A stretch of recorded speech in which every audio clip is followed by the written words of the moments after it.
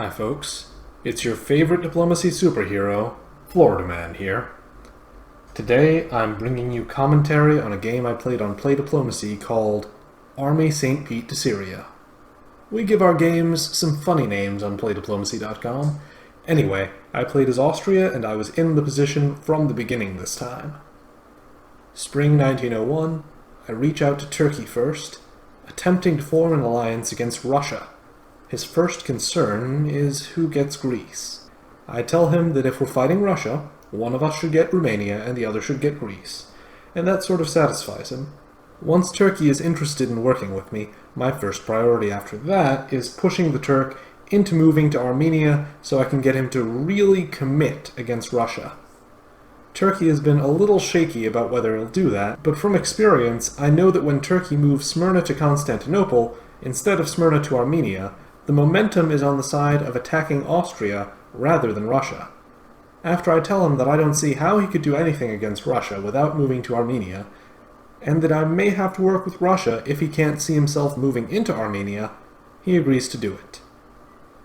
Meanwhile, I've also been discussing plans with Italy. He had the initial suggestion that he should fake an attack on me by moving to Tyrolia and then attack Germany and Munich. And I tell him I would not favor that because a faked attack on Austria in diplomacy frequently becomes almost as deadly as the real thing. Ultimately, we agree to try a garden variety Lepanto. I have also contacted England and Germany to try and coordinate an early anti-Russian move by the two of them.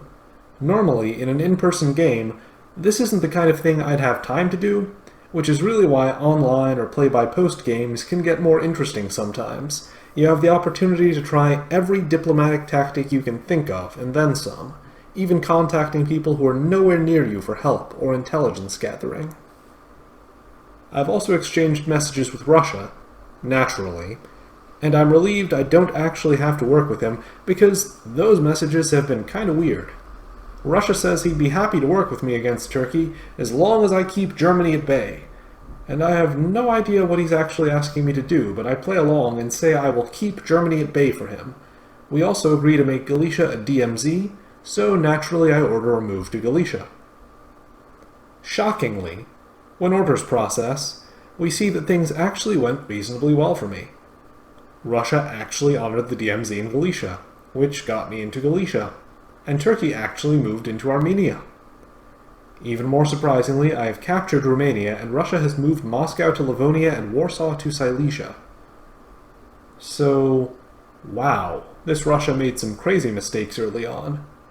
Fall 1901, I support Turkey into Sevastopol, which Russia had managed to make vulnerable by means of his strange and inexplicable spring moves.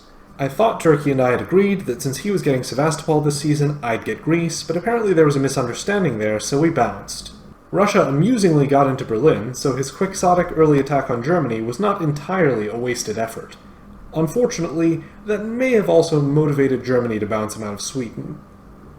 In the build phase, I acquire a new army while Turkey gets 2 shiny new fleets, which I appreciate because it sets him up for conflict with Italy rather than me. Spring 1902 is where the trouble starts. I continue to move against Russia, but Turkey is giving me radio silence, so I have no idea what to expect from that quarter. Italy proposed moving into Greece, but I'm not sure I even saw that proposal before the deadline, so I never responded. When orders process, we see that I continued moving against Russia, and Russia is still keeping his forces extremely divided and ineffectual. I don't know what's going through his head, but this is going to be like shooting fish in a barrel. In addition to attacking Russia, I had moved Albania to Adriatic Sea, preparing to hopefully build a unit in Trieste and attack Italy.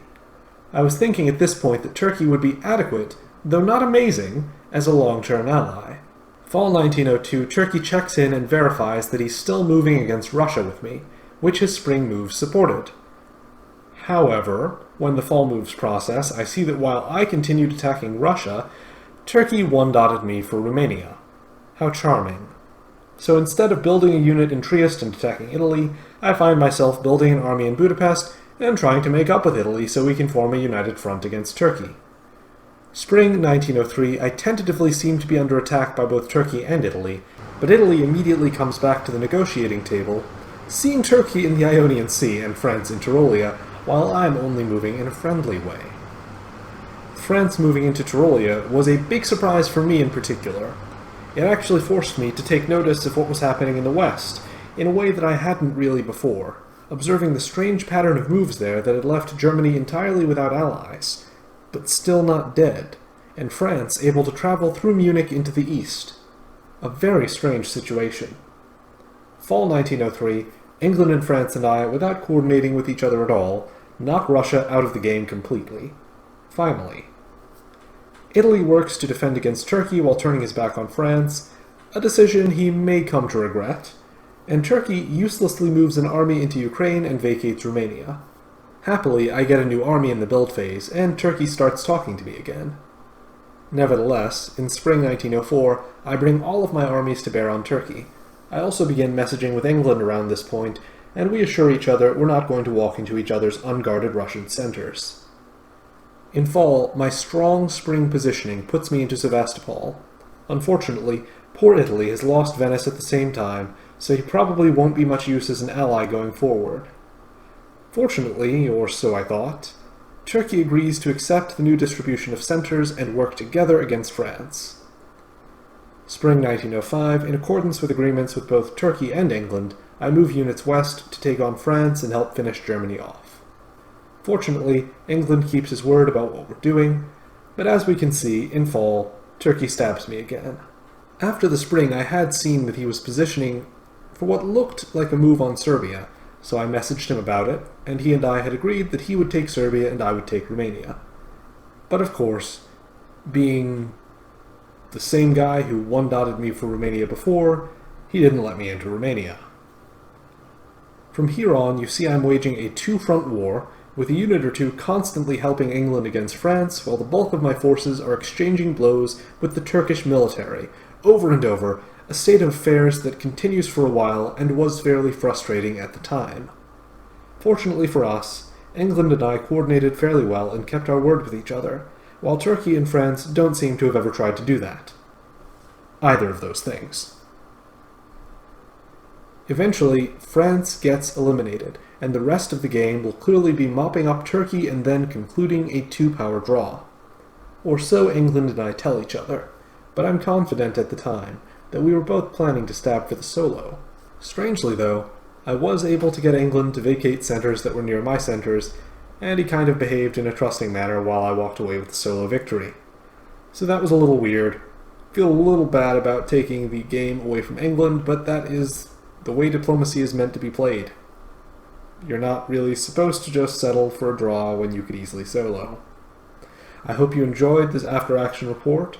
I know it was not full of all the same twists and turns as some of my others, other than Turkey stabbing me repeatedly. But I thought it was an interesting game, and I never quite knew what was coming next while it was happening. If you liked this video, I hope you'll consider liking and subscribing. Liking helps and promotes my channel to other hobbyists just like you, and subscribing will make sure that you see all of my future videos as they appear. Until next time, Florida Man out.